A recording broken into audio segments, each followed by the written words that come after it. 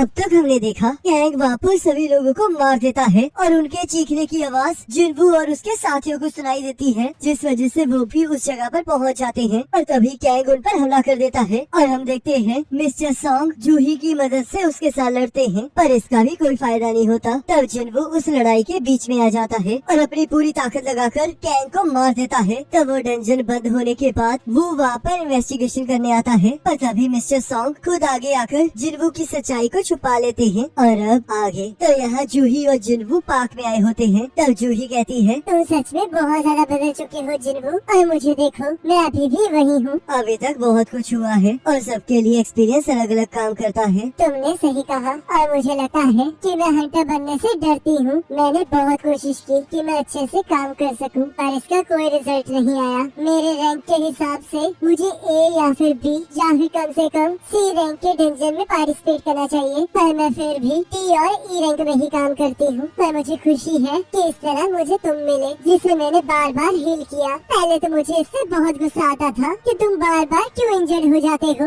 और तुम हमेशा किसी न किसी तरीके से सरवाइव करते रहे। हमने एक बार बाहर जाने का वादा किया था ना, तो मैं तुम्हें ये वापस दे रही हूँ, क्योंकि मैं हंटर की जॉब से रिटायर हो रही हूँ और अपने पेरेंट्स के पास वापस जा रही हूँ। तो अगर तुम कभी भी उस एरिया में आई तो मुझे जरूर बताना, मैं तुम्हें वहाँ पर घुमा दूंगी। तो अगर मैं वहाँ पर आऊँगा तो मैं तुम्हें फिर से बाहर जाने के लिए इनवाइट करूँगा। तब जूही गुड बाय कहकर वहाँ से चली जाती है। तब जिनवू वू की बातों को सोच रहा होता है, जिसने उससे कहा था कि मुझे यकीन ही नहीं हो रहा कि तुम जैसे ई रैंकर ने कैंग जैसे बी रैंकर को हरा दिया। वैसे तो तुम रीअवेकनिंग के लिए पहले ही एग्जामिन कर लिए गए हो, पर मैं तुम्हें एक बात के लिए वार्न करना चाहता हूँ कि अगर तुम लंबी जिंदगी जीना चाहते हो तो तुम्हें ध्यान रखना होगा। आखिरकार तुम कहना क्या चाहते हो? होंग डोनसुक जो मारा गया था उसमें सिर्फ तुम और एक डी रैंकर ही बचा था, और अब उसका छोटा भाई होंग डोनसुक तुम दोनों को टारगेट कर रहा है। तो वो एस रैंक हंटर अब मेरे पीछे है। तुमने सही कहा, उसे कोई फर्क नहीं पड़ता कि अंदर वहाँ क्या हुआ था। वो तो बस उन लोगों को ढूंढ रहा है जो वहाँ से बच गए थे, ताकि वो अपने भाई का बदला ले सके।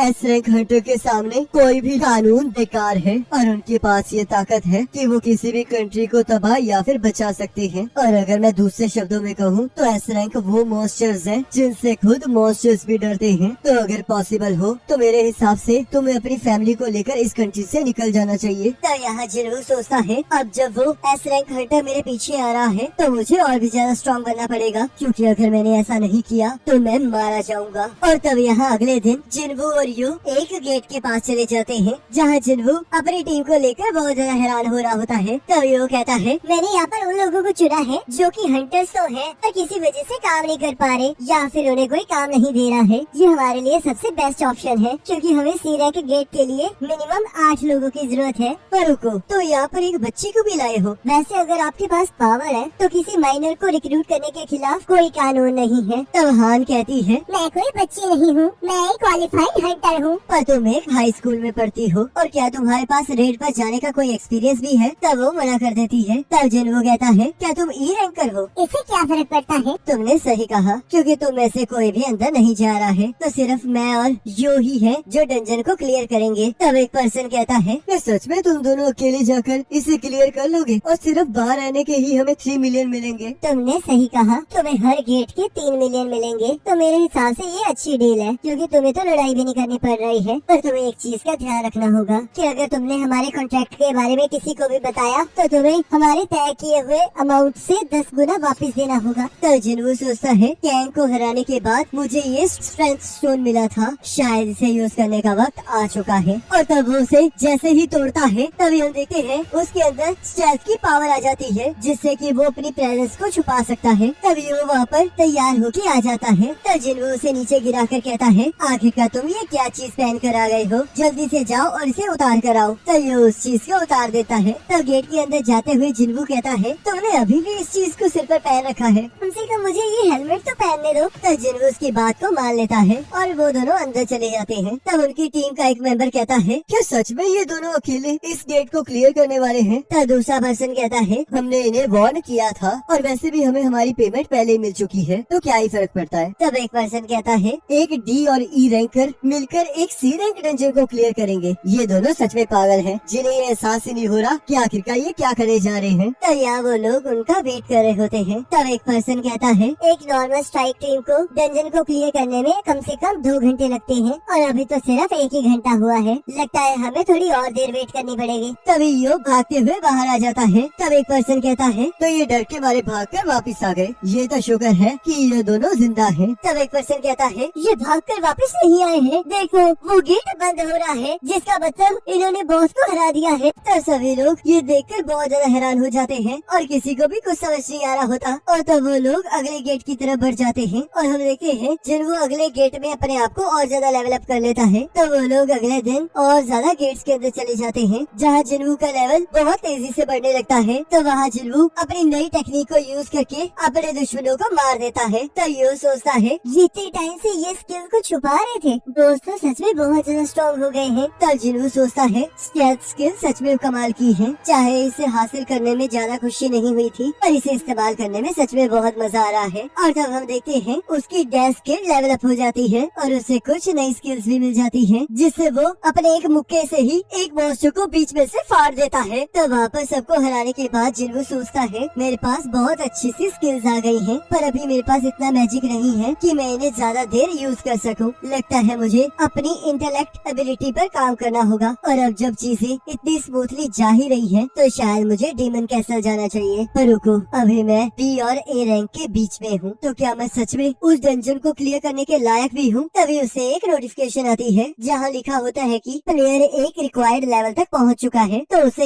एक जॉब चेंज क्वेस्ट दिया जा रहा है। तब यहाँ व्हाइट टाइगर ऑर्गेनाइजेशन में वहाँ के मैनेजर को उसका एक साथी सी रैंक गेट्स के बिकने की रिपोर्ट देता है। तब मैनेजर कहता है आखिरकार वो है कौन जिसने 150 मिलियन में सी रैंक गेट्स को खरीद लिया है? एक न्यू स्ट्राइक टीम आई है जो कि मार्केट रेट से डबल पैसे देकर सी रैंक गेट्स को खरीद रही है और उसका लीडर यो जिन्हू है। इसके बारे में तो मैंने पहले कभी नहीं सुना। जी योजिन कंस्ट्रक्शन के प्रेसिडेंट का छोटा बेटा है। लगता है कोई अमीर बच्चा हंटर हंटर खेल रहा है। और रुको, संग जिन्हू आखिरकार ये यहाँ पर क्या कर रहा है? और सोचता है ये नाम तो डबल डंजन के टाइम भी सामने आया था, लगता है यहाँ पर कुछ गड़बड़ चल रही है। तो यहाँ जिन्हू और यो एक और गेट को क्लियर करके बाहर आ जाते हैं और वहाँ से अगले गेट की तरफ बढ़ने लगते हैं। तो यहाँ मैनेजर का साथी कहता है तो आपके कहने का मतलब है कि जिन्हू की री अवेकनिंग हुई है, पर आखिरकार आपको ऐसा क्यों लगता है? पहली बात तो ये है कि जिन्हू 3 बार सबसे खतरनाक डंजन में फंसा है और वो हर टाइम बच गया है। पहला था डबल डंजन, दूसरा जहाँ डोनसुक की टीम गायब हो गई थी, और तीसरा कैंग वाला डंजन जिसमें उसे मार दिया गया। हर बार बहुत से लोग मारे गए पर हर बार वो किसी न किसी तरीके से बच गया। और इसका एक ही जवाब हो सकता है कि उसकी री अवेकनिंग हुई है। पर आखिरकार अब हम लोग यहाँ कहाँ रहे हैं? क्या तुम्हें अभी भी समझ नहीं आया? हम लोग एक ताकतवर हंटर को अपनी साइड करने जा रहे हैं। और तब वो जिन्हू के गेट के पास पहुँच जाते हैं, जहाँ वो लोग सभी लोगों को आराम करता हुआ देखकर हैरान हो जाते हैं। तो हान कहती है आपको यहाँ पर नहीं आना चाहिए,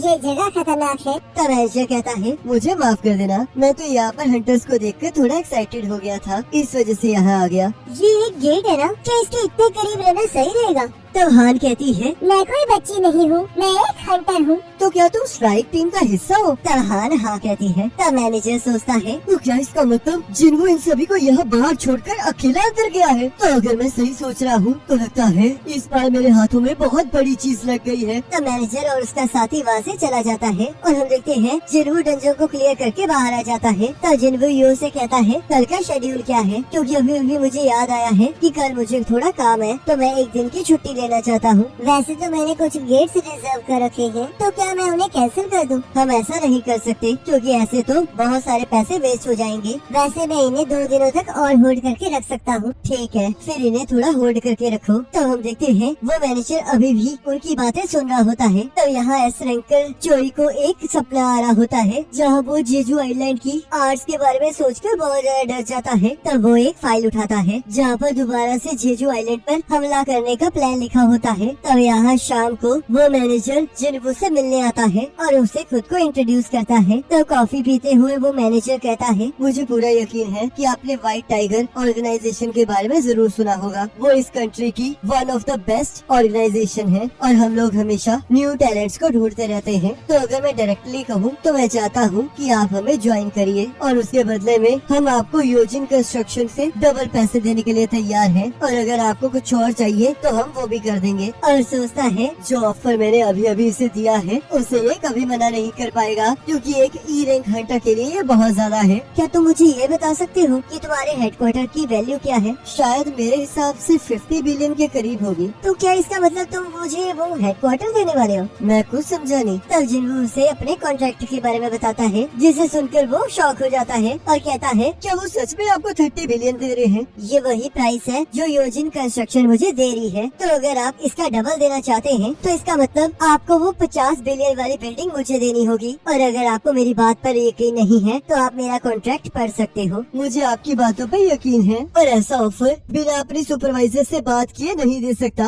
तो फिर हमारे लिए बात करने के लिए कुछ नहीं बचा है। तब वो मैनेजर सोचता है लगता है मैंने कुछ ज्यादा ही जल्दबाजी कर दी है, मुझे पहले इसके कॉन्ट्रैक्ट के बारे में जान लेना चाहिए था। क्या तुम मुझे ये बता सकते हो कि आखिरकार तुम्हें मेरे बारे में पता कहाँ से चला? क्या तुम मेरा पीछा कर रहे थे? तो मैनेजर जैसे ही साइड में मुड़ता है, हम देखते हैं जिन्हों वहाँ से गायब हो चुका होता है और वो उसके चेहरे पर एक कट लगा देता है। तब वो मैनेजर सोचता है ये तो एक स्टेल्थ स्किल है, तो शायद इसी वजह से योजिन कंस्ट्रक्शन इसे इतना पैसा दे रही है। तब वो मैनेजर कहता है मुझे माफ कर देना कि मैं आप पर नजर रख रहा था, पर मैं आपको कोई नुकसान नहीं पहुंचाना चाहता था। हमें न्यूली रिक्रूट हंटर्स को ट्रेनिंग के लिए डंजन में भेजना था, पर किसी ने पहले ही उन सभी गेट्स को खरीद लिया। तब इस चीज की इन्वेस्टिगेशन करते हुए मैंने आपका नाम वहाँ पर पढ़ा। आखिरकार मेरे बारे में और कौन कौन जानता है? सिर्फ मैं और मेरा साथी ही इस बारे में जानते हैं। मैं अभी सभी के सामने नहीं आना चाहता, तो अगर लोगों को मेरे बारे में पता चलेगा तब मेरा सबसे पहला शक आप दोनों पर ही जाएगा। वैसे तो मुझे ऑर्गेनाइजेशन को एक रिपोर्ट देनी होती है, पर मैं उसके चक्कर में मरना नहीं चाहता हूँ और मैं अपने साथी को भी इस बारे में बता दूंगा। तजिन उसके सामने आ जाता है और कहता है तो आपके मुताबिक सी रैंक गेट्स को खरीदने की वजह से ये प्रॉब्लम आई है ना? पर अब हमें इस चीज की जरूरत ज्यादा देर तक नहीं रहेगी, तो चलो फिर एक डील करते हैं। मैं आपको अभी के अभी 3 सी रैंक गेट्स को बेच दूंगा और अगर आप इसे खरीद लेंगे तो आपके पास ट्रेनिंग के लिए 3 सी रैंक गेट्स होंगे। ठीक है, पर आप उसे कितने में बेचना चाहते हैं? एक गेट के मैं 300 मिलियन लूंगा। एक अच्छे दिन में एक गेट से सिर्फ 200 मिलियन के ही मोना क्रिस्टल्स निकलते हैं, तो क्या आप अपने प्राइस को 200 मिलियन तक कर सकते हैं? तजिन वो उस डील के लिए मान जाता है और कहता है तो 3 सी रैंक गेट्स 600 मिलियन के लिए आपके हुए, तो इस पर कल तक पैसे भेज देना। और क्या आप थोड़ी देर के लिए अपनी आंखें बंद और मुंह को खुला रखेंगे? और तब हम देखते हैं जिन्हों उसके मुंह में हीलिंग पोशन डाल देता है, जिससे उसका कट गायब हो जाता है। तब मैनेजर कहता है अगर आपने मुझे इतना सब कुछ दिखाई दिया है तो क्या मैं ये समझ सकता हूँ कि आपको मुझ पर भरोसा है? जब तक तुम अपना मुंह बंद रखोगे तब तक तुम ऐसा समझ सकते हो। तब जिन्हों वहाँ से चला जाता है। तब मैनेजर का साथी आकर उसे इस सब चीजों के बारे में पूछने लगता है। तब अगले दिन यो कहता है बॉस